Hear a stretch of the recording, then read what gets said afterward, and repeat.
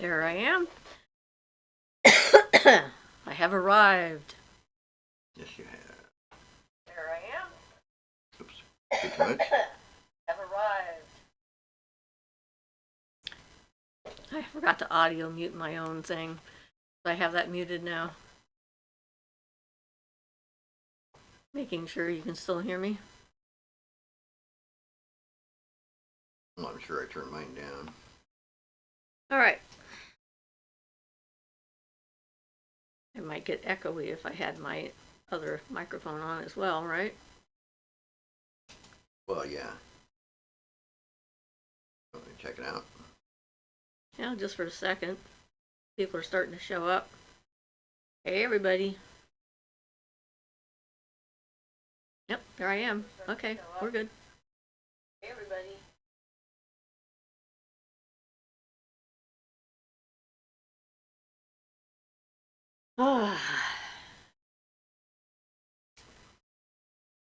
Violet. Hi, Violet. How are you doing? Dan says hello. Hope everyone had a good week.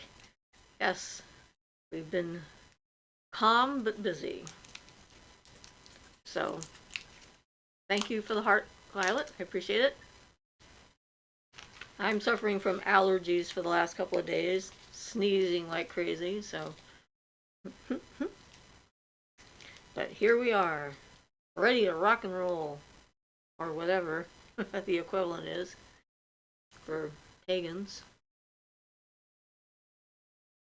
Sheila says hi, your hair looks lovely, thank you. It's all poofy today.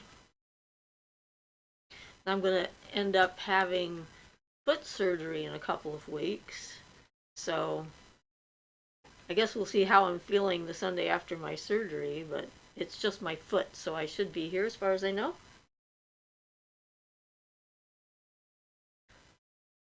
Kenny says hi there, Siofra and Ian. Hi, Kenny. Today is the new moon, which is one of those cool things. That means it's out right now, since it's only out during daylight hours. So where I am, the new moon is up there hiding somewhere in the sky. Catherine says hello. Hi, Catherine. Nice to see you there. I don't remember your name from previously, so have you participated in one of our live shows before? And I'm just not remembering. Well, welcome either way. Well, yeah, I said that part. But I'm like, that seems like a new name. I don't know. Yes, she has been here before. Okay, cool. I have just not remembered your name, so that happens. We've been doing these for a while. Violet says, I've been busy investigating the calendars of the old days, specifically the 13 months of the turtle. Luck and blessing on your surgery. Thank you. And yes, the turtle's back has got the 13 shells. Lunar months is what they're usually related to, according to the Native Americans. Bep says, yoo-hoo. Or, yeah, that's a way of saying yoo-hoo. Yeah, that's just a you. That's a yoo-hoo. Yoo-hoo back. Hey, Bep. All your nice Irish clovers, four-leaf clovers. It's always easy to see your name that way. Yeah, so I know I posted on our community page the items that I decided to make, but I brought them in here for sort of show and tell because they're kind of fun to look at in person. You can get an idea of the size of them. So this is one side of the stop sign, as it were, magical stop sign that I made. Make sure that doesn't glare too much. And I used the elemental associations for the fingers first, and then put the planets based on their element, since the palmistry thing is kind of not related directly to magic. It's kind of a whole different system, and it didn't seem to make sense. And then this is crossed spears, which is sort of a traditional stop where you are, don't enter kind of a sign. And then this is a binding rune. It's got 4 different runes in it. Some are protection, some prosperity, and that kind of thing. And then on the back, I put the pentagram on the back. So I made two of these, and so one is going on the front gate, and the other is going on our front door. So no one can miss them when they come into our property. The one doesn't get them, the other one will. So Kenny asks the question, if you hex someone, does karma come back at you even if that person deserved to be hexed? That's going to depend. You always get karma. Everything you do gives you karma. Every single action results in karma. Whether it's good karma or bad karma, that's another question. If you're doing more help than harm, it's probably good karma. And personally, I think both of us believe in self-defense. So if the reason for doing it is to protect yourself or someone else who's being unfairly attacked, then I would consider you would get good karma. But it's going to be partly based upon your own belief systems and your expectations of what you deserve to have based upon what you've done. So that kind of also sort of pushes that. My feeling is that karma doesn't. It's like a mechanical action. You push a lever on this end and you get a movement on that end. So it's like you put out some energy to do something and it makes something happen. And it depends on where all those ripples of energy flow, what you get back as karma, really. So it can be pretty complicated and almost impossible to figure out. Right. But in general, you usually get bad karma for doing bad deeds. And I don't believe there's a deity up there deciding that you need to be punished for this and punishing you either. I don't think that's the way karma works at all myself. So Jonathan says hi. Hi, Jonathan. Hi, Jonathan. Violet says, what paint did you use? A pen? It's so perfect on the circle. No, I used a brush, and I just was very careful when I did it. And then corrected it when I went over, I just used some basic acrylic paint. I used an enamel acrylic for the last coats to make sure that it was thicker than the standard sort of more watered down acrylic paint. And then we put urethane on it, or spraying it for protection before we put it outside. This is its third day of drying, and then tomorrow we'll spray the back and then probably put them up on Tuesday, which would be a good day being Mars anyway, if we needed to have an association. So Laud says, hi, Siofra and Ian. Glad to be here for your live chat. Welcome. Thank you for joining us. And so the other thing I did was the mask. Now this mask has been hanging in front of my house for a while. I bought it a number of years ago. And it's like a Balinese protection mask. And it just, was kind of brown wood and fading because it got all weathered and worn and stuff like that. So I decided red and black were good colors for protection and for shining, showing up on our house. I mean, it's been hanging next to our front door on the building. It's like it started fading into the background so you couldn't see it. And the mask really likes its paint job, so. Yeah, I like the way you see how shiny it was on the camera. I was looking on this side. So, we're just worried that we're gonna freak out our mailman. I guess we'll see. Pilot says, perfect, Mars. Anjali says, adore your videos. Excited to join your live for the first time. Welcome to our live show. It's always good to get first-time people coming in. So this is a good example of how my magic works. Is based on need and circumstance. So if Ian's sister hadn't been yelling and screaming and banging at her door and I had to call the police on her twice in the day, I never would have thought about doing this. I mean, it wouldn't have been like top of mind kind of thing, but she sort of made it come to the foreground of becoming necessity. And then I know I'm on the right track, or I have a good idea when I walk into Goodwill right after I've thought about doing this and find a sign that's exactly the right size that I can cut in half in order to make the two plaques.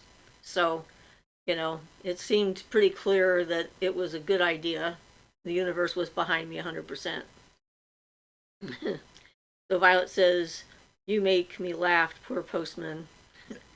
Jonathan says, "The mask is beautiful. You guys definitely have the coolest stuff. Have you even gotten your sword? You've even gotten your sword behind you. Very inspiring." Yeah, we have matching swords behind me. There's only one visible, though. Right. One is Ian's and one is mine. The one that's visible is mine. I'm not sure where yours is. Maybe it's down on the floor. No, it's around. It's around here. Yeah.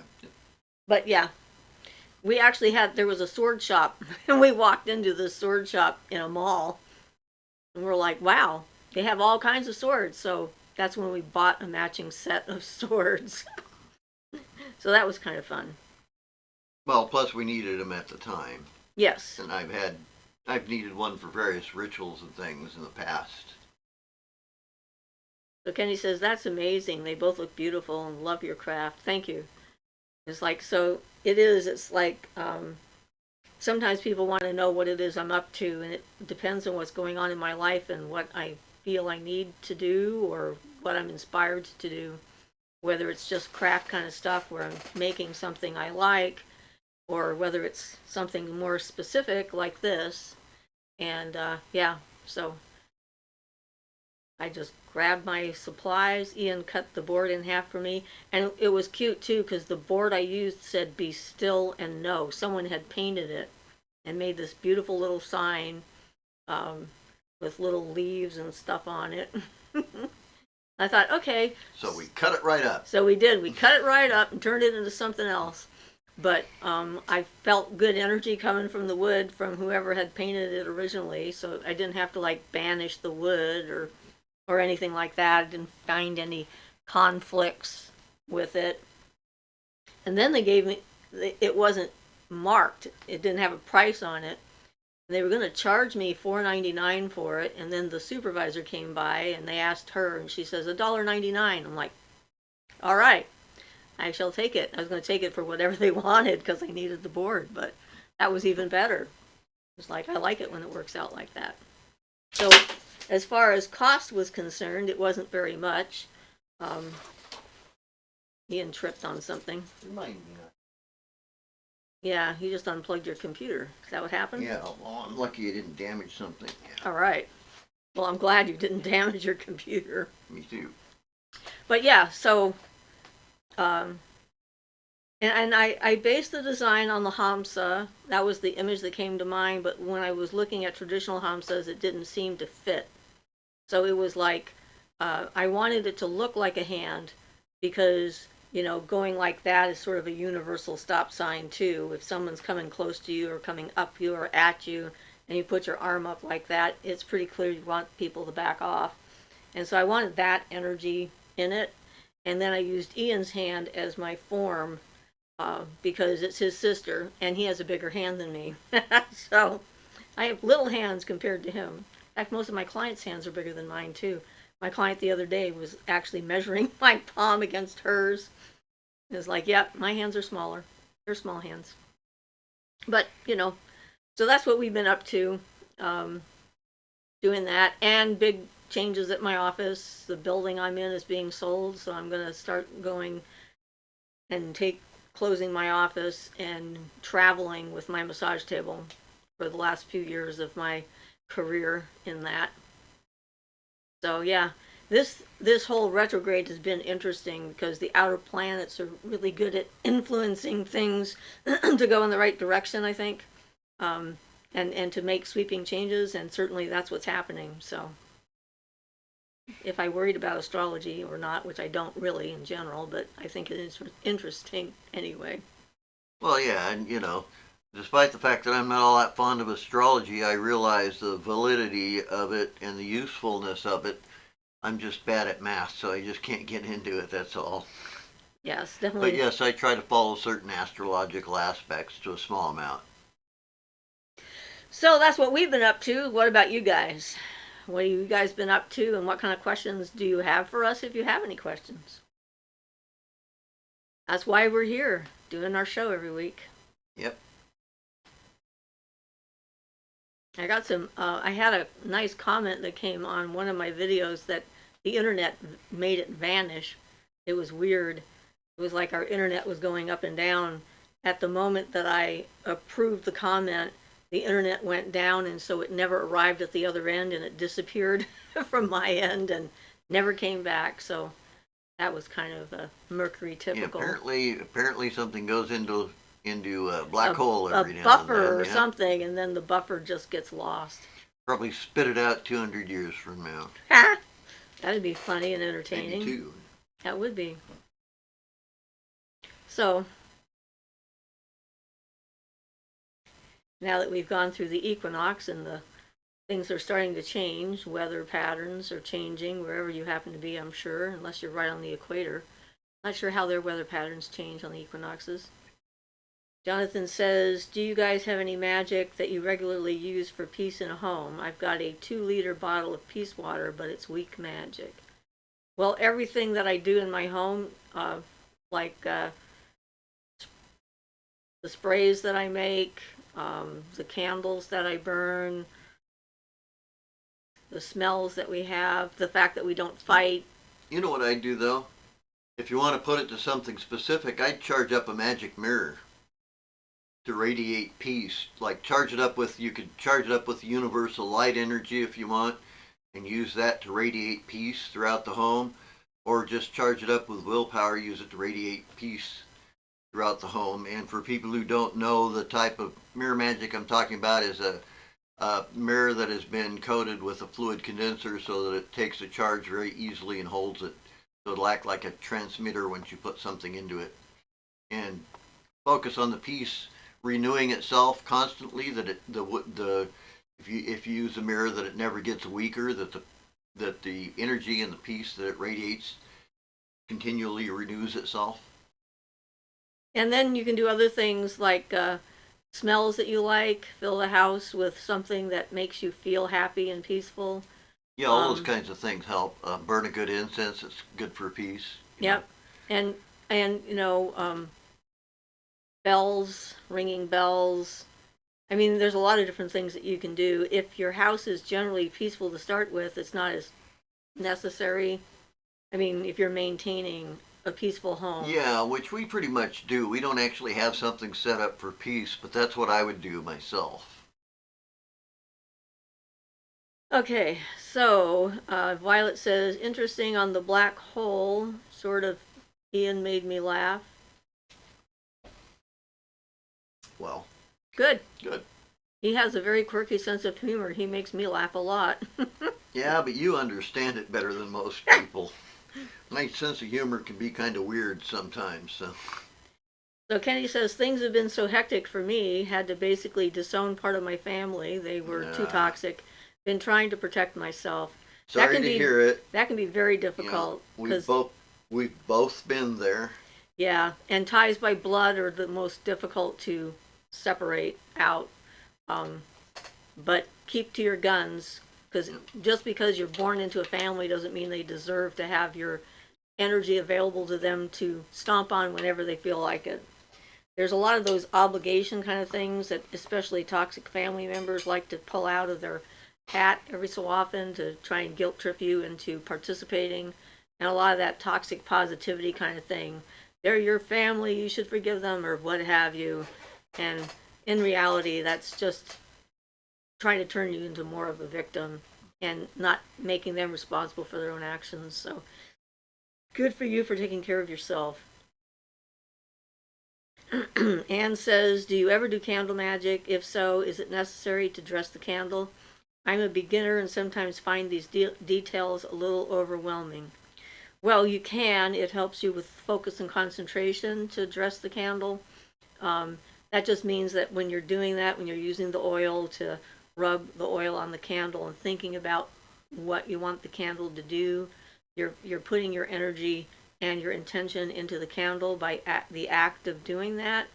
And it's not necessary. You can just grab a candle and think at it and say, I'm lighting this candle for whatever reason. But a lot of times those things help your imagination too. If you can't imagine something really well, doing something like that will actually help your focus and concentration quite a bit. Right.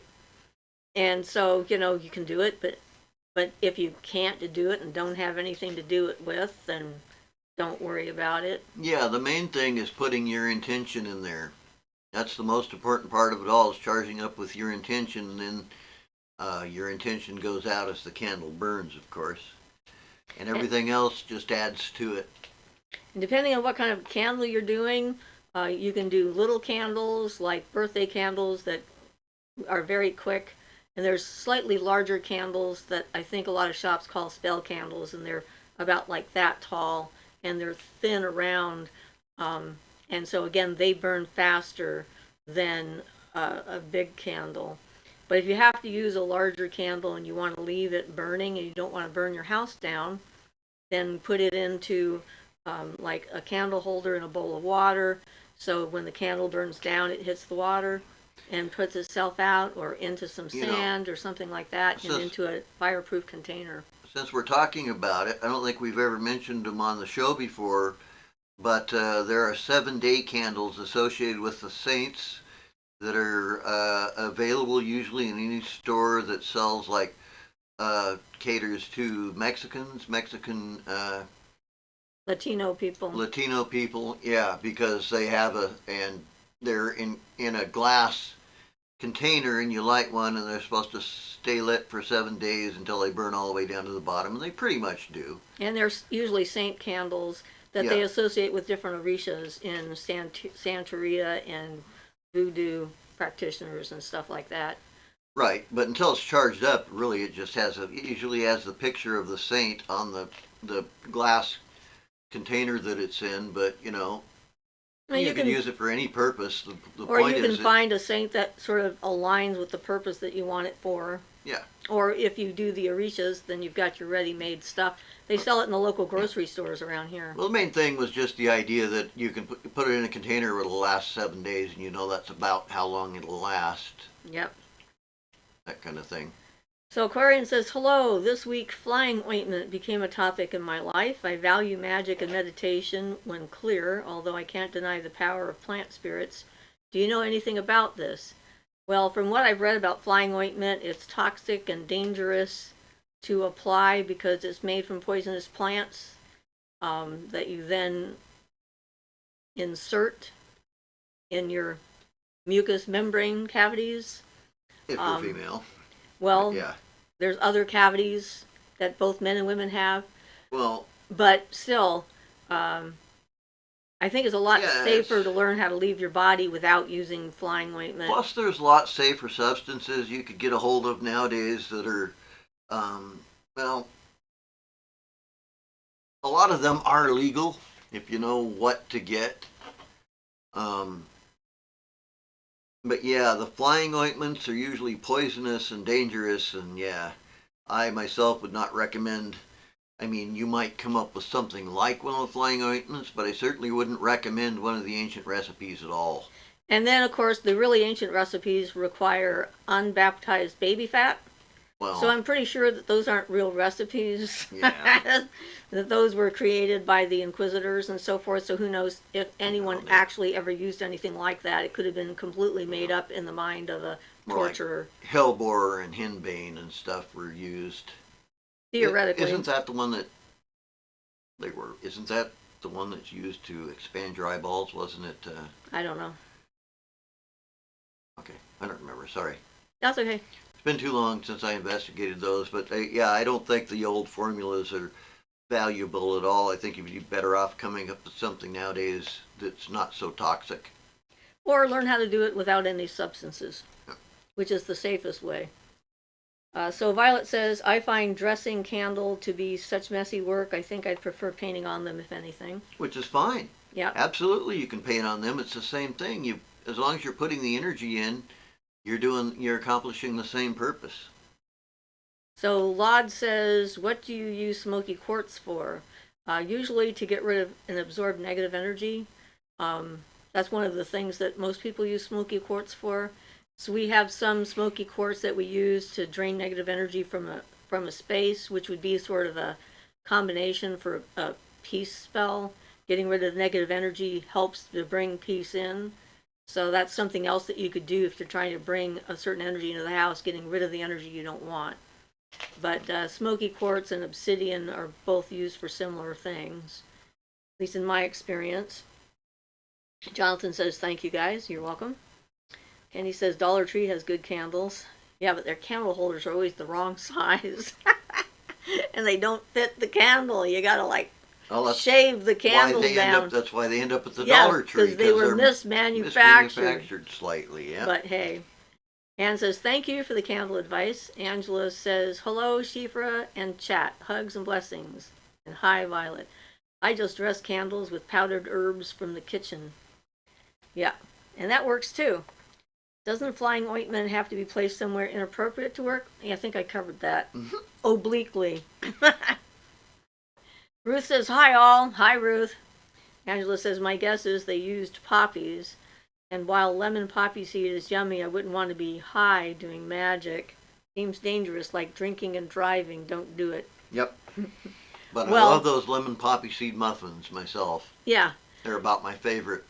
Well, the thing is that, there's a time and a place to lose control and just sort of ride things out, and a place to be in charge and in control of what's going on, so that should an emergency start in the middle of some kind of amazing mystical experience, like your house suddenly starts on fire, you can get out of it and save yourself and your family.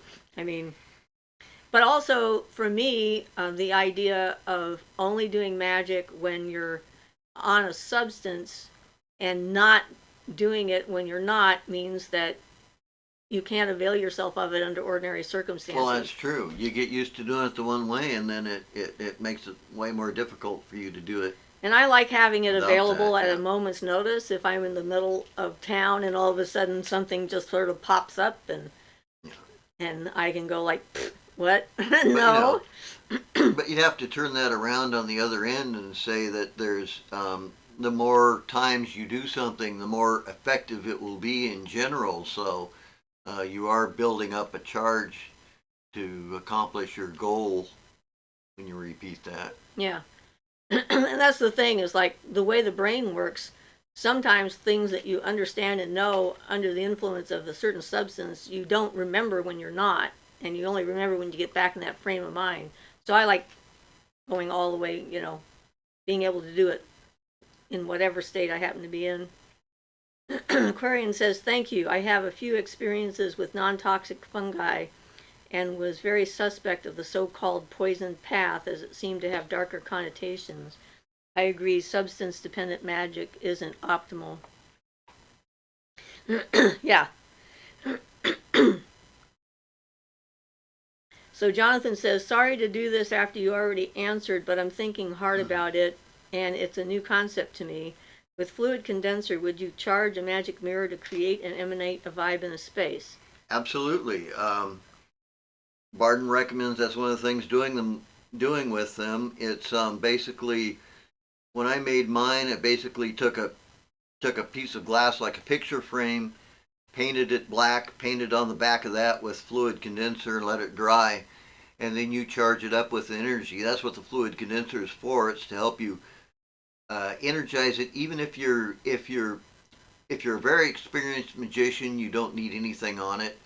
But why not make it easier on yourself and use some fluid condenser on the back? And for if you don't want to use the complex one, you can use chamomile, a strong decoction of chamomile or a strong black tea, and coat it with that, and those will both help it to have a charge, and then you charge it up, and it acts just like a transmitter. Like I say, you kind of want to focus on the fact that it won't weaken. It continues to bring in the energy and transmit it out. But yeah, that's pretty much exactly what you do. Charge it up to charge up a room or fill a room with something. And we had some that were specifically for healing energy in our living room. We've had a mirror in there for that. Violet says, I think chamomile tea is a wondrous choice, maybe. And yes, chamomile tea is definitely one of the choices for a fluid condenser if you don't want to go through the entire formula. Right, which takes about I don't know, 16 herbs or something. 20 something, I think. But anyway, plenty of them. Angela says chamomile lavender tea is available at my grocery store. Relaxation and third eye help in one tea bag. Yeah, I'm not sure how if the lavender would actually assist with the fluid condenser aspect of it. Chamomile alone is usually what they use for that, and that's just because it can pull in the charge of whatever you give it. Yeah, it's the chamomile is pretty much universal, and the black tea is almost as universal as chamomile, which means they function as air or earth, so they're kind of the balancing aspect. So anything that's earth can absorb all four energies. So that's what it's based on. It's an earth substance. Earthy, I guess. And Violet says, in the end, the exercise of placing the condenser on the mirror is for your mind, is my take. No, it's not just for your mind. It's for the application of the condenser to use your mind on in order to pull the energy in to charge up a room. The fluid condenser is actually sort of like a capacitor is in electronics, which probably doesn't mean anything to most people, but the fluid condenser will allow you to accumulate an energy of some sort in it. And it makes it easy, and some objects are hard to get energy into harder than others, like glass is a little more difficult to charge up than some other items might be. But the fluid condenser takes care of that and holds the charge on it. So you don't need to be super practiced at it. It helps, especially people who are beginners, a lot. It helps save up and store their energy. Well, that's an interesting question. Aquarian says, can your body then become a fluid condenser if you drink chamomile enough? I don't know that it works quite that way, but yeah. So Violet says, I learned so much, all four elements. And Sophia says, hello, everyone. Hello, Sophia. I think that you get the medicinal benefits inside of your body, but you can charge the tea up and then drink it, and that would be a way to get specific energy into you if you are trying to heal a specific ailment, or you can charge up your food before you eat it. Yeah, but basically, yes, it would help you charge something up for your body, chamomile or one of those. Yeah. But I think just the act of drinking it isn't making you into a fluid condenser. Well, it'll get in your tissues and stuff. I think personally that will help a little bit, but not that that's, relevant to anything. Because I may be totally wrong. So Violet says, ooh, condenser clarification. Jonathan says, I made amazing fluid condenser. I drank half of it. I'm recovering from a problem. Well, I'm glad, and all the stuff that's in the fluid condenser is safe, so it is drinkable if you want. And so Joy says, which side of the glass do you put the chamomile on? The back. Yeah, you put it on the paper, actually. Well, yeah, a lot of ways. One of the ways to do it is to soak up a piece of paper, like a piece of paper towel or something with it, and let it dry, and then put that on there. Or you can paint it on the back. Usually, if you are going to use it for scrying purposes at all, the glass is usually painted black first, but it doesn't need to be. You could just put the fluid condenser on there if you're going to use it for transmitting energy and things like that. You can also use them as a mental doorway, or astral doorways too, which is a whole other subject though. So Violet thought that was a good question that Joy asked. And it is a good question because, you can do it on either side. You can have like the soaked piece of chamomile paper inside the mirror, and then you can add more onto the glass when you're using it if you want to give it an extra charge. Yeah, or one thing Barden did was, instead of, I haven't tried making any of this, but he made what he called a fluid condenser that was in a powdered form using some metals and things. It's similar to the Electrum Magicum. And then you spray clear lacquer on it, and you sprinkle that on the clear lacquer to stick it down. So that kind of magic mirror is used looking directly at the fluid condenser. I hear it looks very sparkly and nice, but I haven't made that type of condenser. I've just used the liquid, and it's always worked really well for me. Well, the cost of metals So is yeah. kind of So excessive. which it really doesn't matter which side you put it on either, as long as it's there holding the energy. It's just if you paint it black and then put it on the back side, then it's out of view and you've got a black surface to look at if you're going to do any scrying or gazing.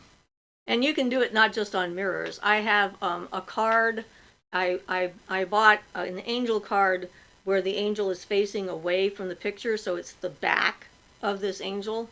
And I thought that's unusual. You don't usually see just the back, the head, the wings, and so forth. So when I saw that card, I thought this would be a perfect thing to make as an assist guardian kind of thing on my massage practice door on the threshold, make a threshold spell.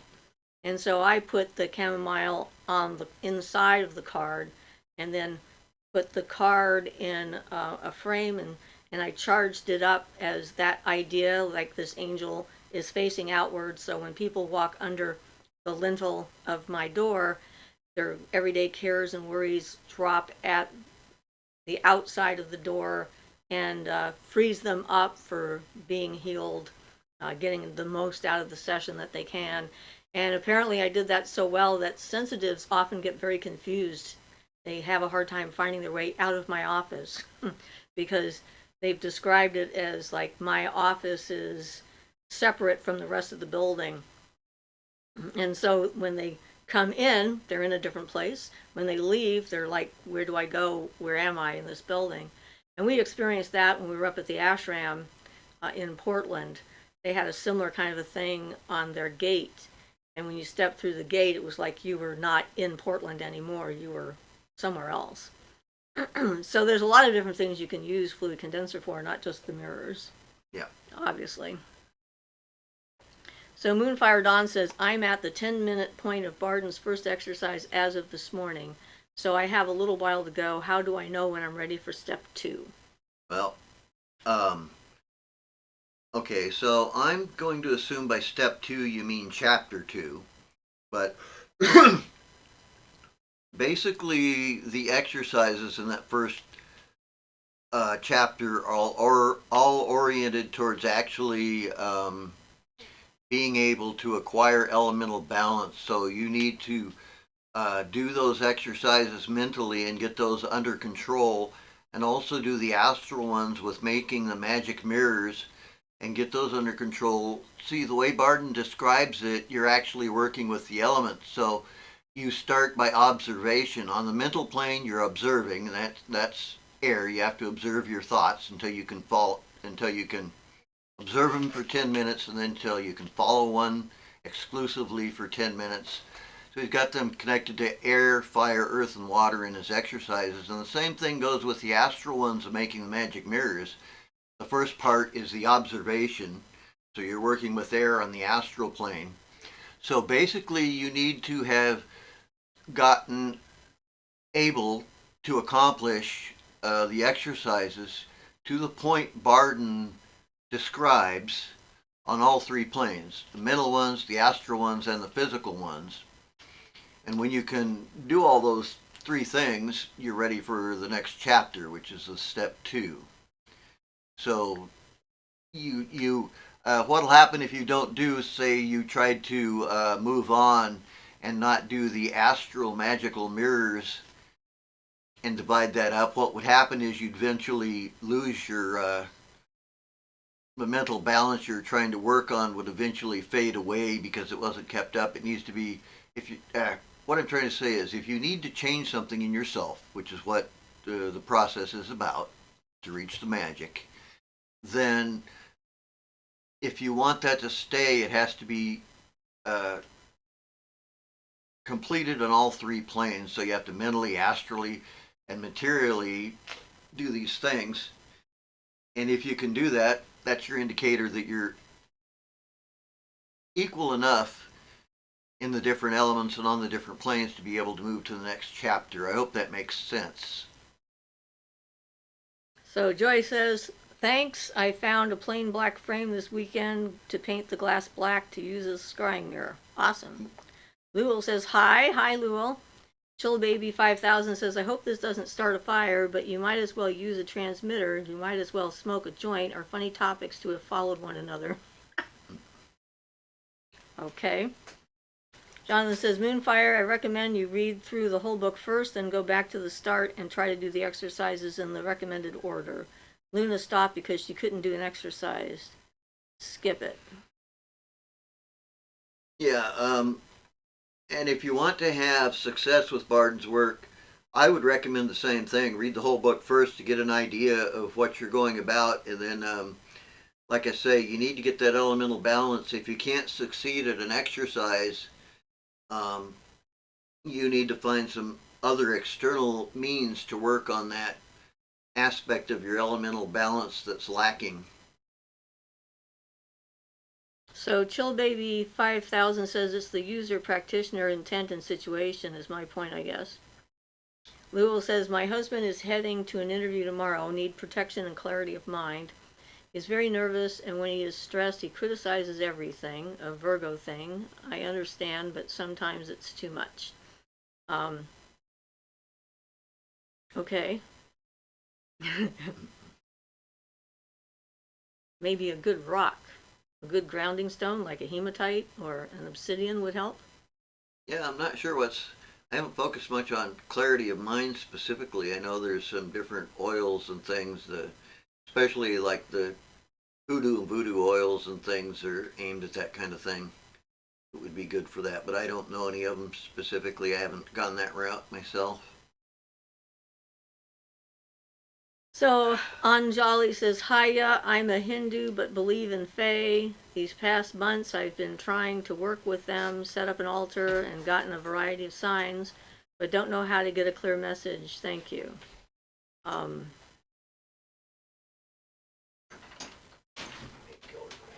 Okay. Getting a clear sign from the Fae is not easy. They don't think the same way we do, so I'm not sure exactly what to suggest.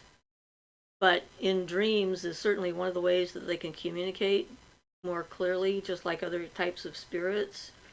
And they voluntarily work with us, so they're not necessarily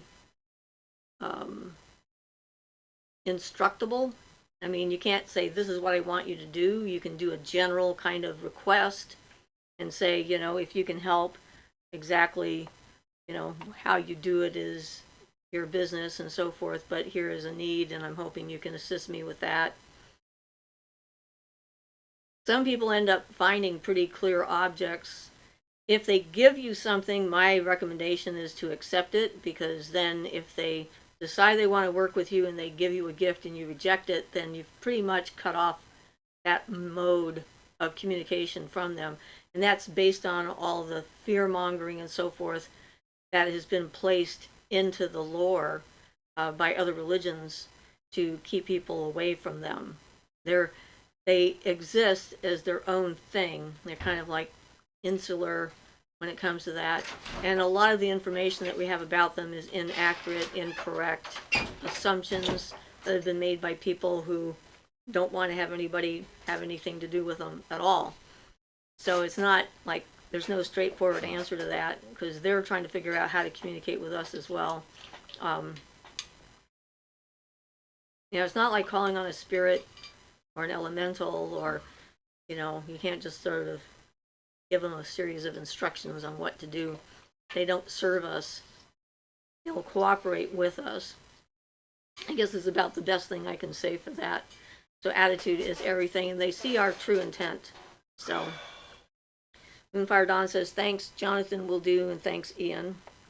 Violet says, is the difference between air mental picture of a cloud versus astral air being inside the cloud, and physical being maybe the flat screen TV showing a nice shot of air? I don't think so. The elements like that are analogous to the actual air, but the elements are not the same thing as the physical air, clearly. I'm sorry. I'm going to have to let you take the rest of that. My headache is really bothering me. Okay, so Mental error is clarity of thought and purpose, singular clarity, But it can also be a without substance. confusion. Yes, but it's not just a quality, it's also a substance. It has a power. Sorry, go ahead. I didn't mean to really interrupt what you were saying. Astral error is the feeling of those thoughts, and is more condensed than mental error as far as what it can do and so forth.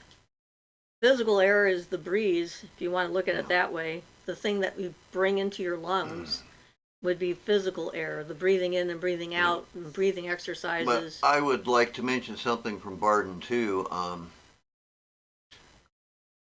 that you can accumulate the air element in something, which you couldn't do if it wasn't a substance, and that at some point you can learn to accumulate it well enough you can levitate small objects by making them so lightweight and countering gravity. So it doesn't have it's not just the ideas and things behind it, but it's actually a usable substance. So it's kind of both. Well, you have to get the idea behind it first before you can see it as a substance. And if you want to perceive those ideas too, you have to have enough of the substance of air, otherwise you can't reach that balance. So they're interrelated for sure. I don't know if that was any help. Jonathan says, welcome, Anjali. Moonfire Dawn says, I was amazed at how my thoughts have calmed almost to the point of not having many active thoughts. Ones that do come through feel like they are being given rather than actively thought by me. That sounds positive. That's a good observation too. And according to Barden, all your thoughts actually come in that way from external to you, from the world of the Akasha, and that's where all your memories are too, stored in the Akasha. So yeah, I think that's a good observation there. Violet says of air physical being great communication skills. Yes. Well, certainly that's definitely part of it. The ability to be understood by other people. Yeah, have and good yourself. Communication skills. Yeah. Yeah. You can look at air a lot like the old images of Mercury in that sense. Not that it's the same as Mercury, it's not, but the idea that it's the fast moving, the wings on the helmet, that type of thing. So Anjali says, I have a numerous amount of hagstones and a giant black feather I believe was placed by them. Okay, so you can use the hole in a black stone as a portal, a thought portal. And so what I would do with the hagstone, if they gave you the hagstone, I would go outside just before the sun is setting, like during the twilight time, hold the stone up and look through it and open up your mind and see what happens. That would be a good thing to do with the hagstone. And then let us know what takes place. So Lulu says, I had a dream last night that a huge tarantula was on my head. Any ideas what do spiders mean? Well, spiders are weavers. And there's certainly some goddesses and gods that are associated with spiders. Depends on what a spider means to you. I mean, the threads of a web are very fine and light, but incredibly strong. So their ability to weave things together and keep them from breaking apart, creating a form that will sustain all of the things that they have, is sort of, one of their abilities as an animal spirit. Yeah, I don't know. I had a dream once that someone ran into my room, pulled down the covers, and threw a giant tarantula on my bed when I was a kid. And I leaped out of the bed, jumped on top of the bed, and started pounding it with my fist to kill the spider. And I was pretty convinced that it was there, so that was kind of startling. My mother told me to go back to bed because it had been just a dream. But, yeah, I wasn't convinced, so I got in bed with the spider, and I was waiting for it to come and get me, but I went back to sleep and I was fine. So I don't know. Everyone is different. So, Joy says peppermint oil on the temples may help ease the headache. Yeah, I can go do something like that too. Yeah. Moonfire Dawn says, is the goal to clear the mind? Because I focused on not actively thinking and just allowing. I will read on, and he said not to move on till I achieved step one, so I didn't read on. Too literal. No, not. That's fine. Um, each one. So if you can observe your thoughts, and that's the idea there. The first exercise is just to observe them and keep track of them. Okay, and that's the air element. So next you go to the earth element, which is a more strength. You start learning to focus on putting all your attention on everything you do. Okay. Sort of like being in the moment. Yes, being in the moment all the time. And then you move on from that to um, being able to hold one thought in your mind entirely without any other thoughts for 10 minutes.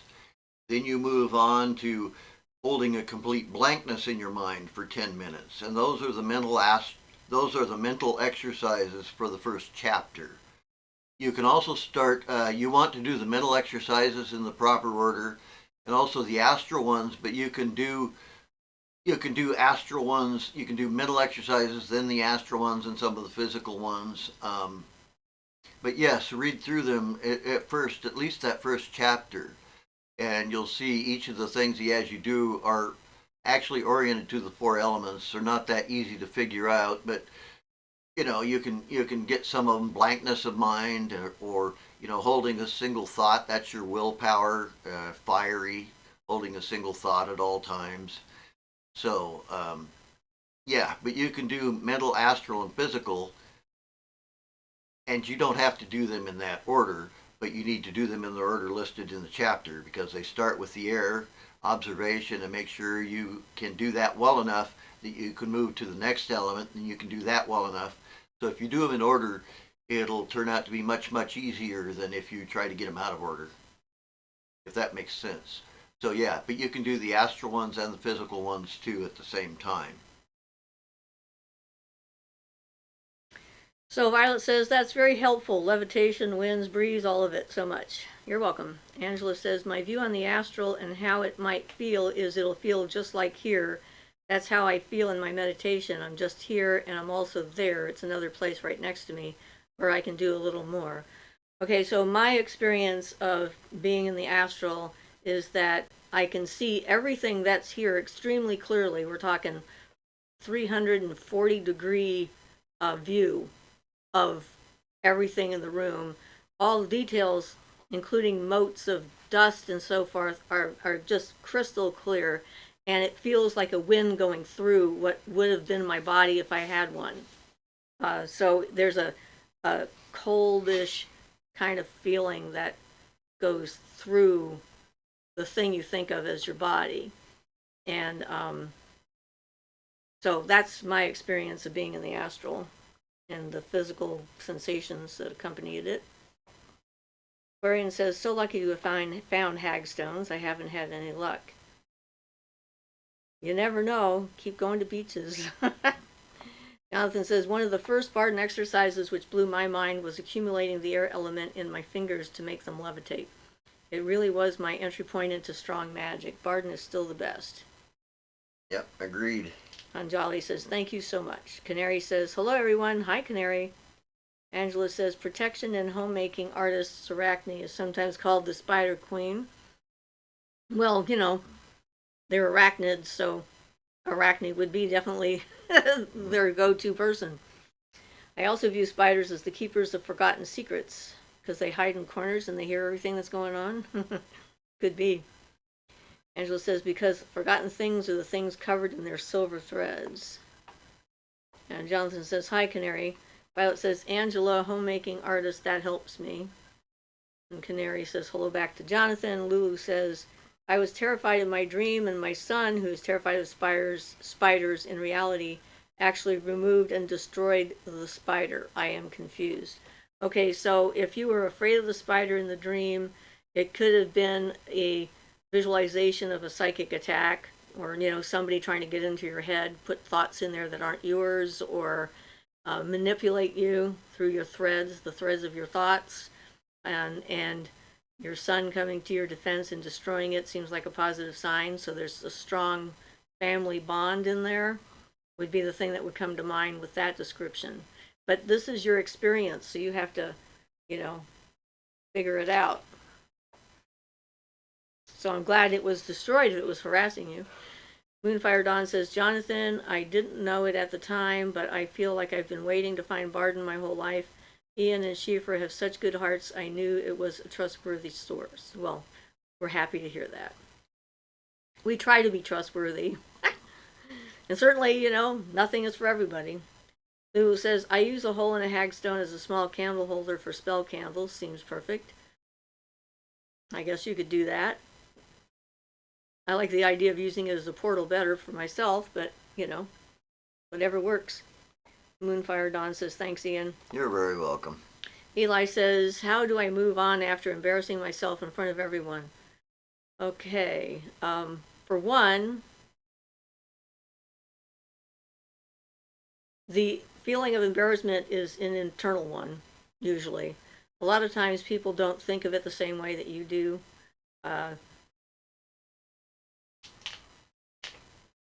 Learn from it.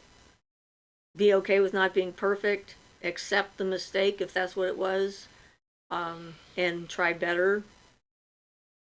I mean, we all have moments that we would maybe like to have undone, but it's too late once they happen. Yeah,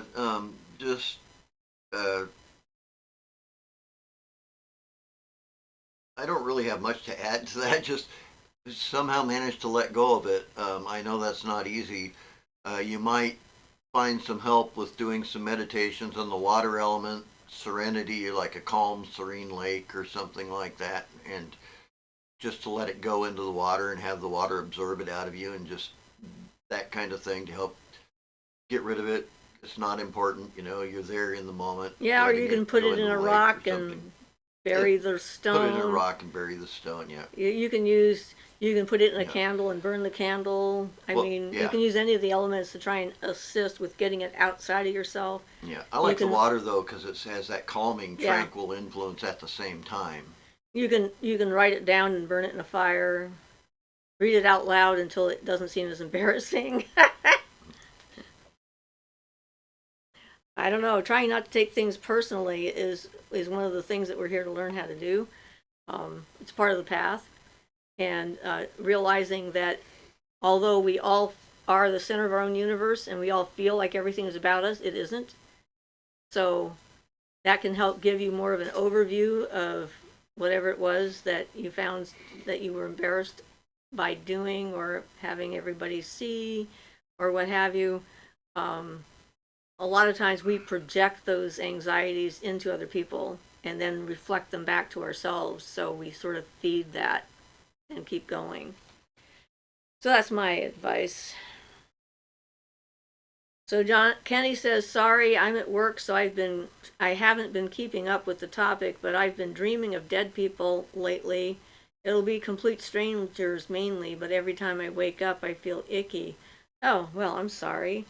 But are you becoming a clairvoyant? Are your abilities opening up? Because when they first open up, it can be kind of overwhelming. That might be what's going on there. So you might want to do some boundary work, setting some psychic boundaries and stuff and protection stuff around you for when you're sleeping. One of the things you can do, you can program yourself so that if there's a dead person in your dream and you don't want to talk to them, you can tell them to go away. You can put up your hand like with the board I made. You can throw a pentagram at them to make them vanish and disappear. You have to take control of the dream and be in charge of whatever it is that's going on, rather than allowing it to continue and to happen if it's not pleasant. So that would be what I would recommend trying to do. And you can write that down before you go to sleep. You can think about it throughout the day. It's like, this is what I'm going to do if this happens. Every so often I have something wanders into my space that I'm like, excuse me, what are you doing here? And I'll sometimes yell at it or, confront it going, hey, you, hey. And then they're like, oh no, she noticed me. So, you know, when you're working with magic, your internal environment is your responsibility. You need to take control of it, and that includes your subconscious and your unconscious. And so I would work on that for sure. So Angela says, don't hate yourself for the mistakes you made. Just do your best and do better next time. It's a teaching moment. Yep. Yeah, exactly. That's the attitude. I find it difficult myself, but I know that that's the proper way to approach it. Yeah. Claude says, occasionally when I move my hand, I notice a kind of white and pale violet hazy colored stream. Do you think I'm seeing my aura? And what do those colors mean?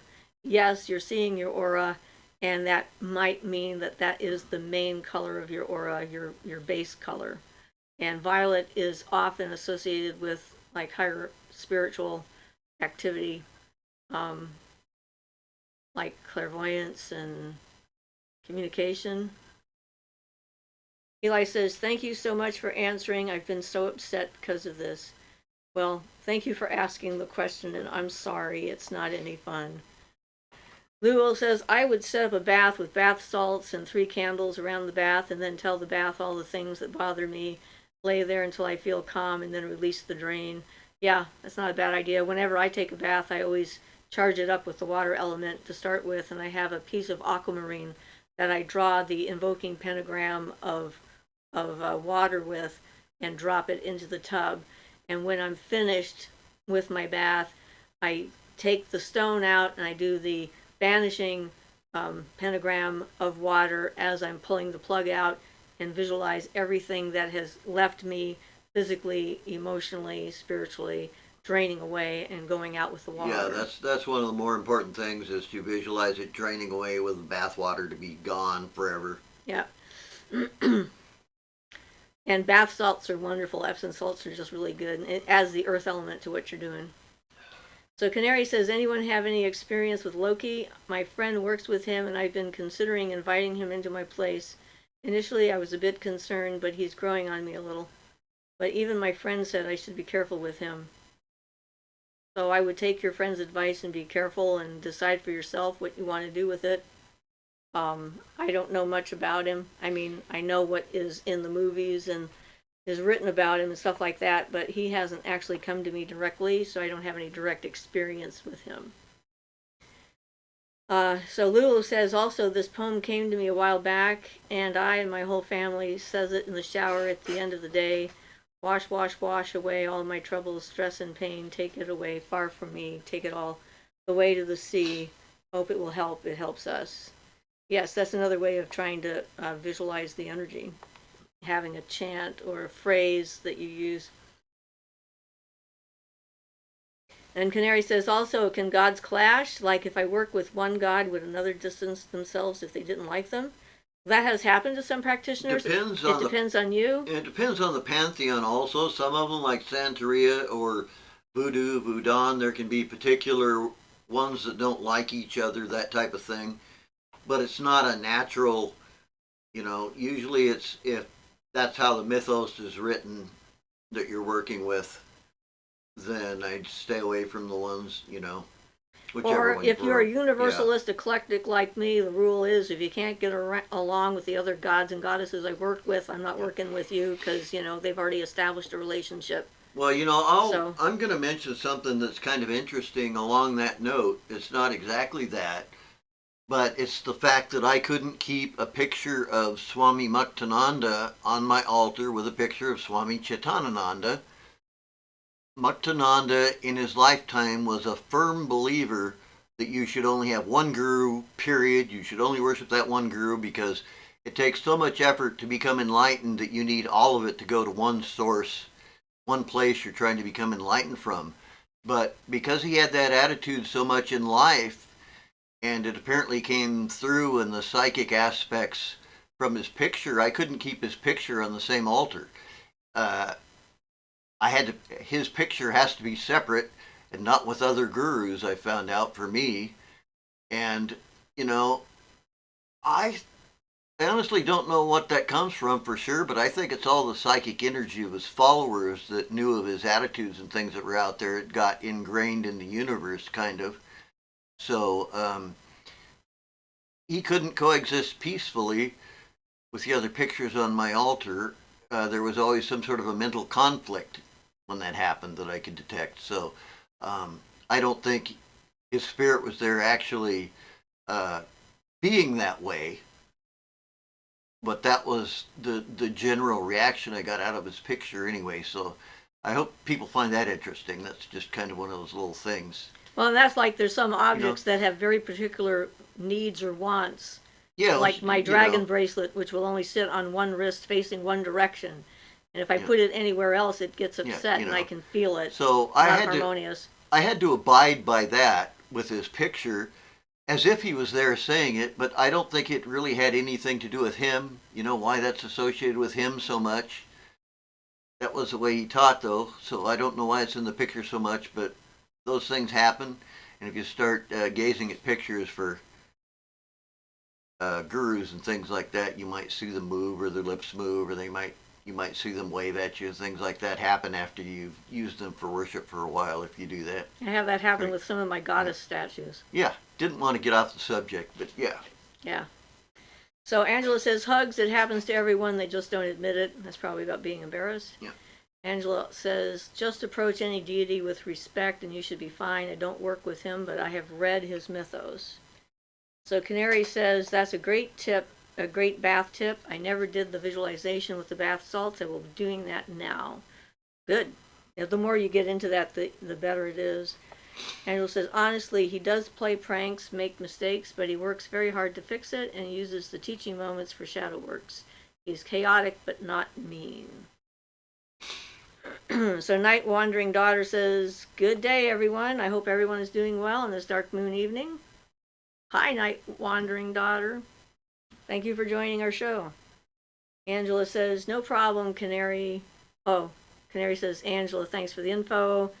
No problem, Canary. Hope it helps. Chaos is chaos. It doesn't mean it's evil. Chaos can be good. It prevents stagnation. Certainly makes a lot of movement, that's for sure. Yeah. Angela says, my matron's doll smiles and glares and gives empathic feelings to show me how she feels about the situation. Yeah, that's exactly the type of thing, you know. And if you practice it enough, those things can take on their own mental body and stuff, and practice them a whole lot. Well, anyway, sorry. It's a fascinating subject. Well, in India, they work on enlivening their statues. Yes, and we have met some enlivened statues. They give birth to them. They have its birthday and that when they, Similar to creating an elemental, making a body to house a specific energy. Yeah. When we were at the ashram, I got to see some of the stuff that Nityananda was working with, or Chitandananda, excuse me. And they have actually an enlivened statue of Nityananda there, made with his ashes. And it's a secret process that they use for bringing a statue to life, when it's like a master, guru, swami, and stuff like that, that they use a part of them to actually create the statue and bring their energy in. And bring it to life, and then they treat the statue exactly as if it was the actual being. Sounded like the Greek myth of Galatia and Pygmalion. Of course, that sort of fell on Pygmalion, had a problem with that. He kind of blew that one, but anyway. So, I guess we're done with comments for the moment. I'm sure there's more on the way. Sorry you have such a headache today. Yeah, talking makes it worse, but I think anything makes it worse at the moment. Night Wandering Daughter says, Siofra or Ian, have you ever experienced a stubborn entity attachment? My cousin did. I believe after she opened a portal unprotected. Well, things don't stick around me if I don't want them to, so I guess the answer for me is no, and I don't think Ian's had that either. Our will is kind of... Yeah, when I started, I had a lot of larvae and things to try to get rid of that were there and were difficult to get rid of, so kind of at the beginning I had that to a certain relatively large extent. I had a lot of stuff that I had to get out of me before I could be Clear? clearer. Yeah. And we have a tendency to make other people uncomfortable because their larvae don't like us.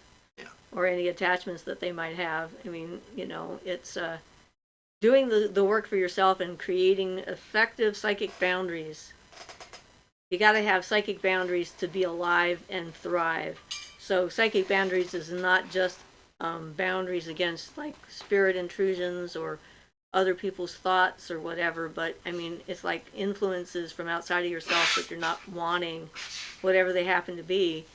And they can include like family and friends and all sorts of things. It's like becoming clear is a process for sure. Yeah. Well, and without boundaries, you have to have boundaries. Without boundaries, you have no form, Yeah, no structure to anything. So. you're a jellyfish. Yep. Even they have some little boundaries there. They though. do. They're all working The together. body doesn't just splosh out That's to the true. ocean. They're jellyfish that Yeah. have just exploded and are all throughout the water. You don't want to be that. Whatever that was, that's not a good thing. Angela says, like people, some things are just stubborn. Well, they can only be around you if you allow it. So I don't care how stubborn the people might be, I can out-stubborn them. It's like my energy field, my house, my life, my choice. You're not welcome if you're not, accepting my boundaries. So Lulu says, how do psychic attacks happen? Well, they happen when people are vulnerable and not doing the work themselves. They're not clearing their own thoughts out and so forth. And it's like a psychic attack is an attempt to find a weakness in your psyche and exploit it. And so sociopaths in person are really good at that. So if you study a few sociopaths, you'll get an idea. They look for what you're attached to and attack it, or look for what you're worried about or what you're vulnerable to and do that.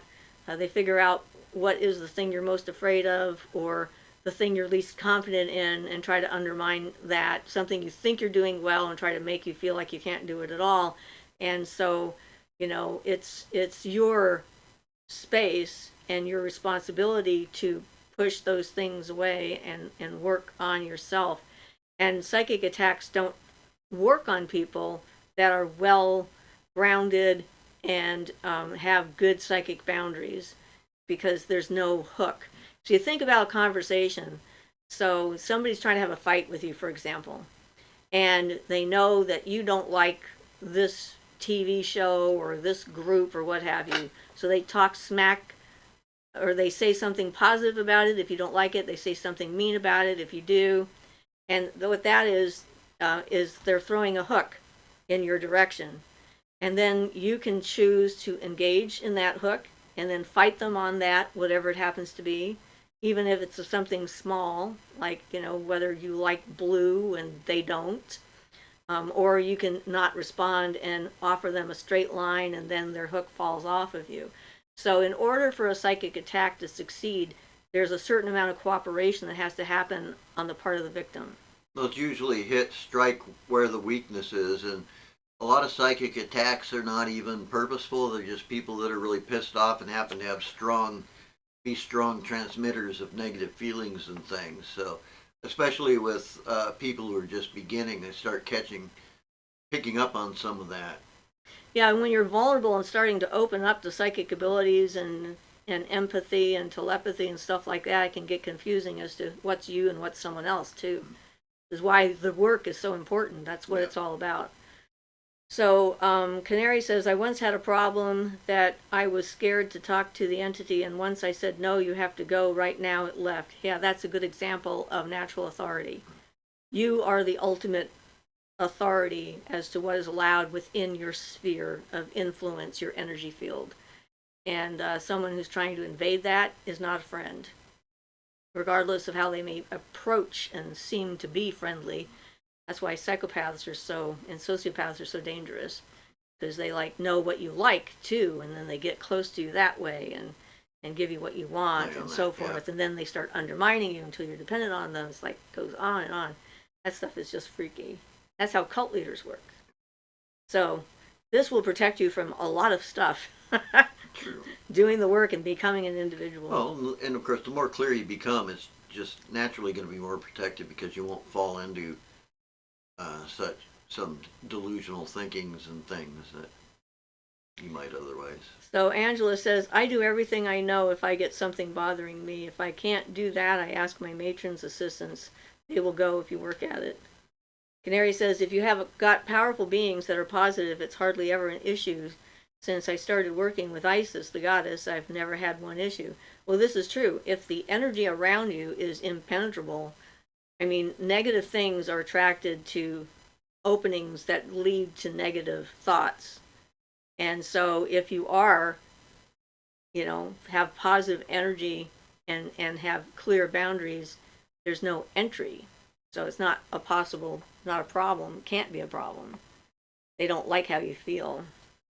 Lulu says, hi, you just reminded me of my grandma who was a Capricorn and actually told me when I was being stubborn as a child, you are stubborn, but I am more so, I had more practice.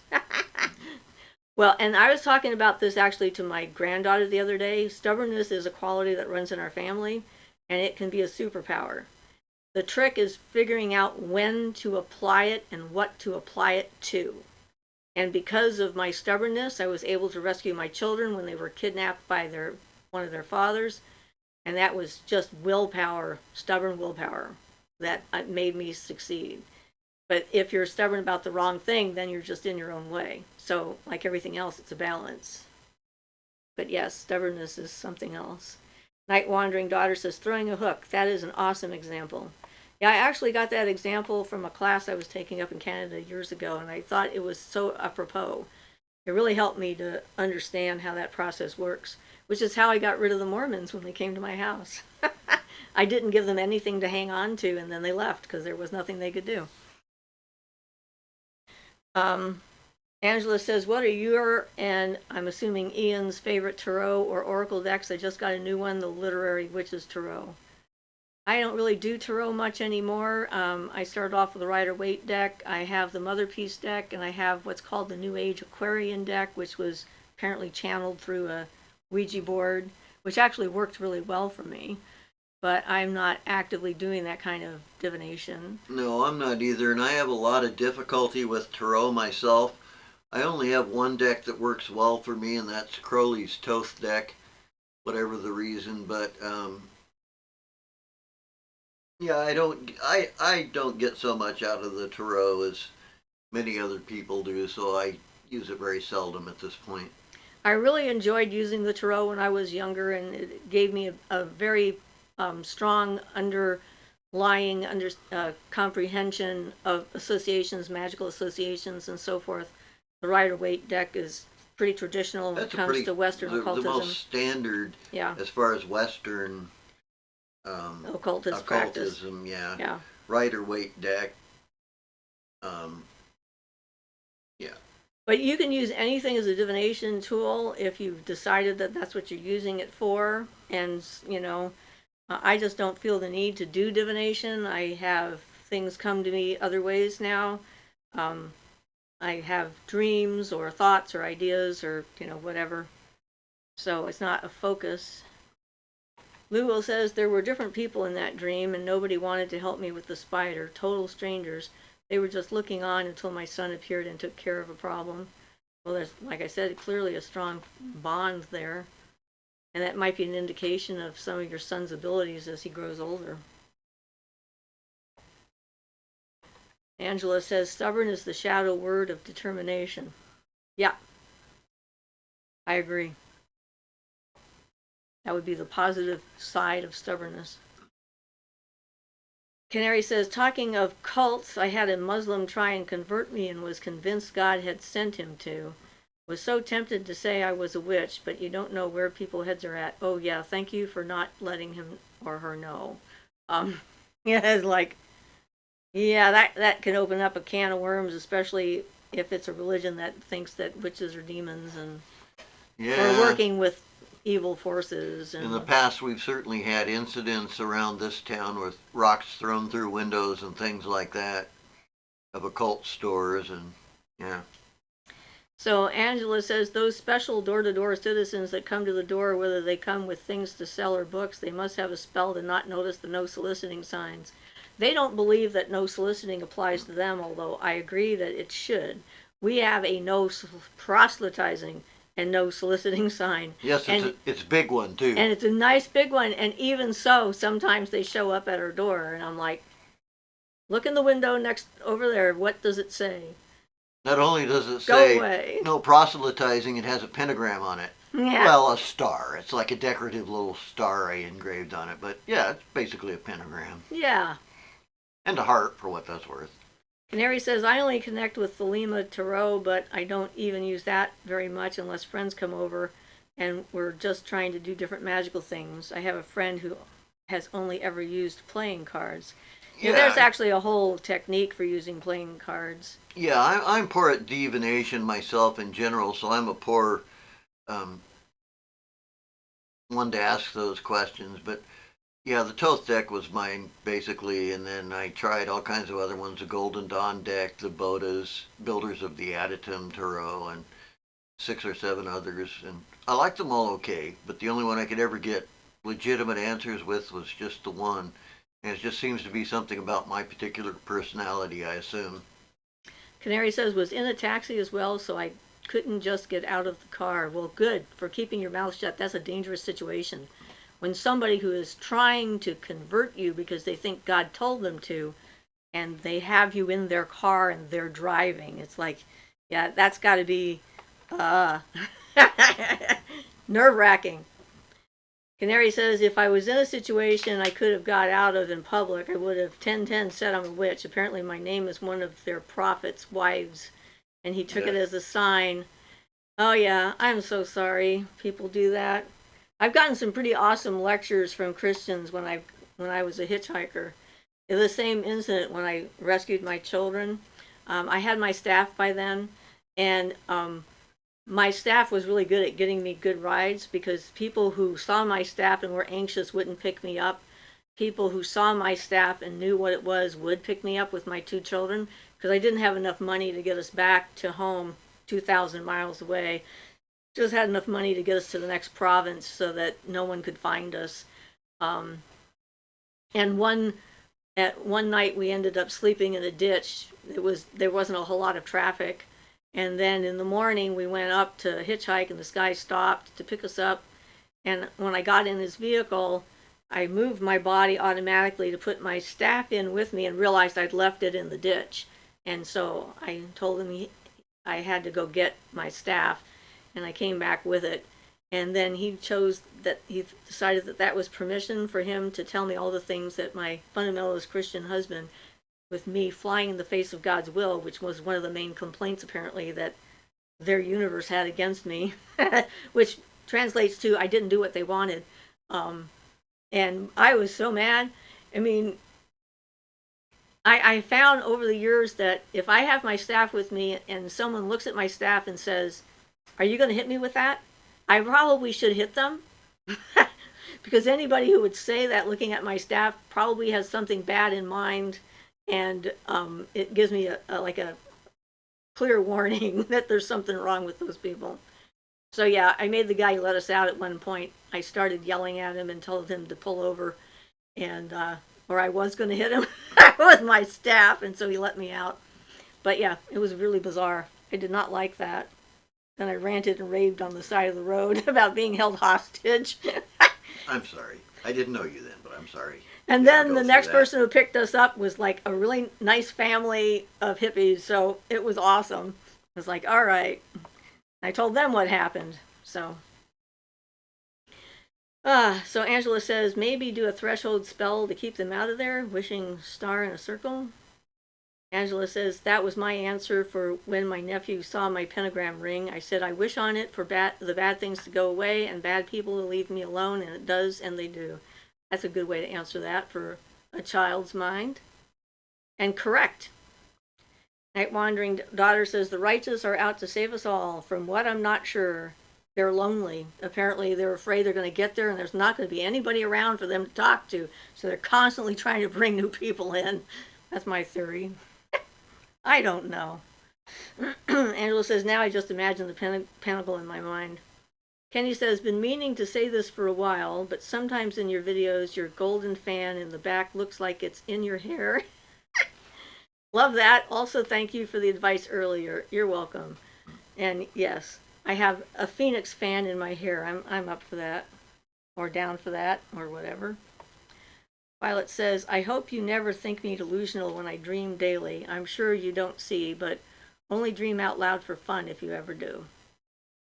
Okay. I'm getting warm suddenly. You want to open the window? Yeah, I guess so. Angela says, never ever, Violet. Your mind dreams of the stars and it's beautiful. Whew. Apparently we have sun today. Violet says, thanks a lot, Angela. MF says, what do you call it when you see a cat look at you in a dream trance where I'm awake but numb? When I'm sleeping on my bed and it's just there at the end of the bed, there was no cat. I don't know, a visitation? Maybe a cat goddess? A night terror? If you were awake and paralyzed and saw the cat and it wasn't there, maybe you have a ghost cat. I mean, there's a lot of different possibilities. Yeah. If you didn't feel frightened, then it's probably harmless. Angela says, you're welcome, Violet. And Canary says, sleep paralysis? Yeah, that's what I was wondering. Joy says, I have the same Phoenix fan. And I picked it up at Goodwill in their brass section. Angela says, Bass or her kittens came to see you. MF says, my cat was in the bathroom and I was scared. So it sounds like sleep paralysis, potentially. Angela says, cats are symbolic of protection, perhaps a cat totem. Lulu says, Jesus told them that he will only come if everyone knows about him, but it's understood as everyone believes in him. They just want to get to their heaven. What are we to do? Just live our lives. Yeah, I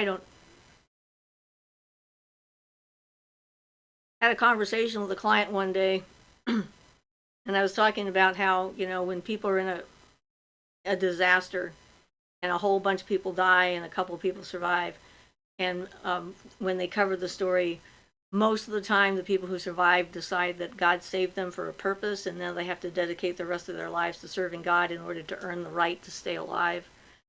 And my question for this client was, how come nobody blames, God for killing all the other people? And how come he didn't save everybody? Some silly thing like that. And she says, well, he took them because he was lonely. Which was a terrifying thought to me. I'm like, oh, that sounds fantastic. There's this guy up there who every so often gets lonely. He doesn't have enough people already. And he just goes like, okay, let me take a few thousand people. Just poof, let's go. And I'm like, phew, I didn't like that thought palace. Anthropomorphization of gods is a big deal, which isn't always justified. Like, especially, well, anyway, won't get into that further. You know what I mean. So Emma says, people say it's sleep paralysis, but for me it seems something else. I slept again and then felt something jump on my chest like a cat, opened my eyes and nothing was there. Sounds like a ghost cat to me. I mean, I actually had a ghost cat, and he jumped up on my bed and pushed his body into my side and purred and kneaded the bed with his paws, and I could feel all of it. Of course, he was a beloved pet, so I wasn't afraid of him. But Angela says, and if someone ever tells you, go to hell, you can just I cue up my best Silent Hill Alessa impression and say, oh, hon, can't you see? We're already here. Emma says, usually with sleep paralysis, I just see things, but this was the first time I felt pressure, and my cat is still alive and was in the bath. Well, that doesn't mean you might not have a neighbor's cat that died and came to visit. We had that too. I mean, that one I was chasing out of my bedroom and it knocked a bunch of stuff over, and I went to catch the cat in our house that was doing it, and they were both sound asleep on the couch, looking at me like, what? That reminds me, this last one just reminded me of what Starhawk said when somebody asked, if she could turn them into a toad. Why be redundant? Yeah, that's redundant, you know. Yes, it's one of her favorite Yep. quips. Yep. I actually used it once, and the person I said it to didn't understand me. They're like blank. That's fine. They probably got it 5 days later at home. Yeah, I don't know. Maybe. Moonfire says, God loves you so much, he will torture you forever if you don't smooch the ring. Yeah. Angela says, I dreamed of my dead dog Odie once and felt her jump up on the bed and lay in her spot. It woke me up when I felt her, but I looked and she wasn't there, but I still felt her. MF says, and imitated my alive cat? Thank you for answering me. I appreciate it. Well, I mean, if it's a ghost cat, it's going to act like a cat. I mean, you know. But I don't know. I would do okay, so one of the things that we have around our beds was from Barden's book to protect us when we're sleeping, to keep things from getting in from outside that don't belong to us, kind of thing. And that's to get a new knife with a single blade point knife, and then take some copper wire and wrap the copper wire around the handle of the knife, and then wrap the copper wire around your bed frame all the way around, making a circle, and then wrap the other part of it around the knife again, and the knife is pointed down into the floor. Then you charge it up with the idea that it is now a barrier for while you are sleeping, and yeah, that it'll ground out everything that comes at you. And that actually helps quite a bit. So if you're worried about what that might be, that's what I would do. It would be a good physical thing too, and would sort of send a message to yourself and your subconscious and whatnot. Oh, looks like it's an hour and a half. I guess our show is over. So yeah, I guess we're going now. So I'm sorry. Well, I like the power of my tarot compels you, so just Yes. thought I'd throw that in before we're here. Yes, that sounds like a great thing. Then they said that's not how that works. All right. Okay, guys, this apparently has been lovely because we didn't even notice that we were going over our hour and a half time. So thank you for being here and for asking some interesting questions and for letting us show off our little projects that we have here. So, yay. So we'll see you guys next week, and certainly feel free to send in any questions that you might have to Siofra's Magic Alcove at gmail.com, and we'll talk to you next week. Bye, guys.